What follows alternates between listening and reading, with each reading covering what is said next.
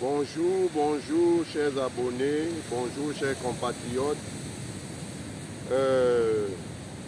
Nous sommes là dans notre concept à qui la faute Impartial Vision pour rendre un brillant hommage à l'illustre leader politique camerounais,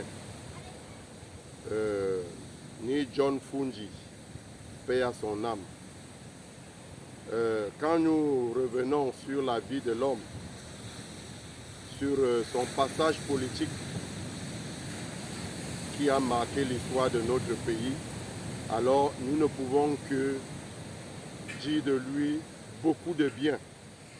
Ce n'est pas parce qu'il est décédé, comme on a pour habitude de le dire chez nous, qu'on reconnaît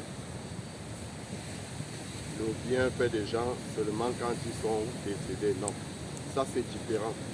Parce que ni John Fungi, tout ce qui se passe aujourd'hui, si cet homme avait voulu contribuer à déstabiliser le Cameroun, il y a quelques décennies encore, alors le Cameroun n'aurait pas connu cette paix prolongée qui s'est brisée quelque peu avec le conflit du Nozo. Personne ne saurait contester, sauf mauvaise foi, que ni John Fungi reste l'opposant charismatique de l'époque moderne au Cameroun. Je précise bien de l'époque moderne, parce que nous avons eu des opposants au système colonialiste qui étaient aussi mémorables. Mais après lui, nous avons connu Ni John Fungi. Ni John Fungi, en 92, aurait pu s'accrocher sur son appartenance anglophone pour déstabiliser le pays. Et la démocratie était tellement jeune dans notre pays que ça suscitait de l'agitation. Les jeunes étaient surexcités. Beaucoup pensaient que démocratie signifie que tout le monde allait devenir riche, que les immeubles allaient pousser du sol, les autoroutes, les chemins de fer, les aéroports, les infrastructures sportives, les ports. Mais ça n'a pas été le cas. Parce que partout où, tous ces États où on a pour habitude de citer ces États qu'on cite très souvent comme des États démocratiques en Afrique, on n'a pas connu un grand changement. On n'a pas vu les immeubles pousser. Parce que le jeu démocratique moderne profite à l'Occident et non aux Africains. Ils s'en servent pour déstabiliser les pays. Alors, Ni John Fungi, à qui nous rendons hommage aujourd'hui, a refusé de céder. Ça, c'est un vrai patriote. Il ne fait pas partie de ceux qui sont prêts à tout pour déstabiliser le pays, qui partent se réfugier derrière leurs appartenances ethniques, leurs origines de certaines régions du pays pour déstabiliser le pays. Si John Fungi était dans cette idéologie, dans ce concept de pouvoir à tout prix, on n'en serait pas là aujourd'hui. Peut-être qu'il aurait réussi, peut-être qu'il n'aurait pas réussi.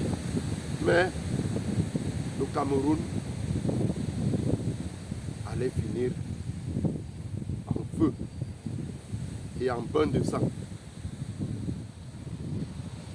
Parce que quand on regarde les résultats des élections aujourd'hui dans beaucoup de pays, comment est-ce que l'Occident s'arrangent à déstabiliser le pays. Ils prennent l'opposant le plus influent dans la liste des candidats. Ils lui disent, avant la proclamation des résultats, déclare que tu es vainqueur et que tous les procès-verbaux te donnent vainqueur de l'élection. Et comme ça, dès que tu vas déclarer, appelle les siens à sortir, protester, manifester. Et c'est dans ces mouvements que nous allons infiltrer des mercenaires pour commencer à employer les armes, tirer sur des populations, et on dira que le pouvoir en place tire sur les populations à main nue, et on va demander des interventions de la communauté internationale. On vient vous déstabiliser, on envoie les forces d'interposition qui viennent pour piller vos ressources.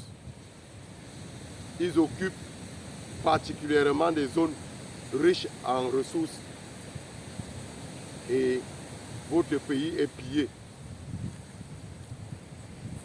Et après vous vous rendez compte que cette révolution ou ce mouvement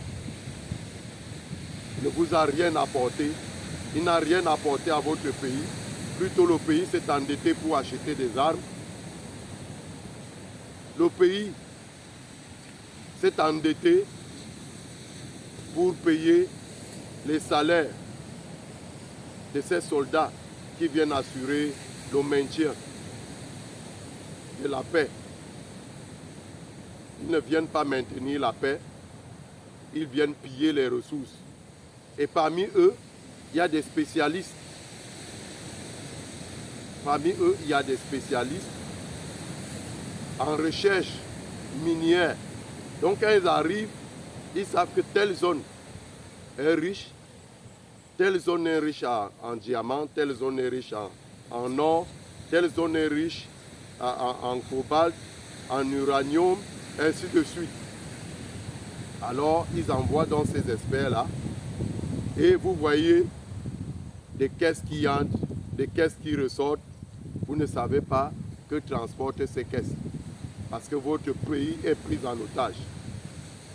Et il y a beaucoup de personnes pour atteindre leurs ambitions politiques qui sont prêtes à sacrifier leur pays à condition qu'on dise dans l'histoire qu'il a été président de la République.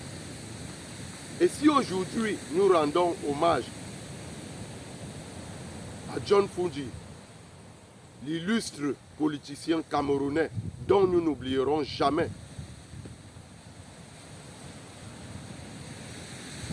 nous parlons de lui, nous n'appartenons pas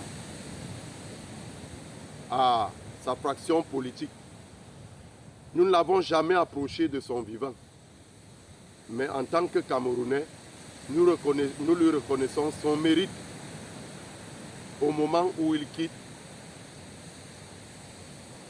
la terre de nos ancêtres, le berceau de nos ancêtres. Et nous regrettons que le combat pour lequel il s'est battu pendant plusieurs décennies,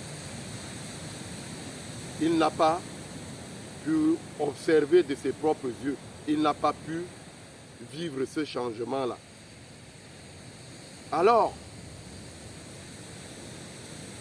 nous disons que son combat n'est pas perdu parce que dans les vraies sociétés, on ne bâtit pas des cités parce qu'on va les occuper soi-même.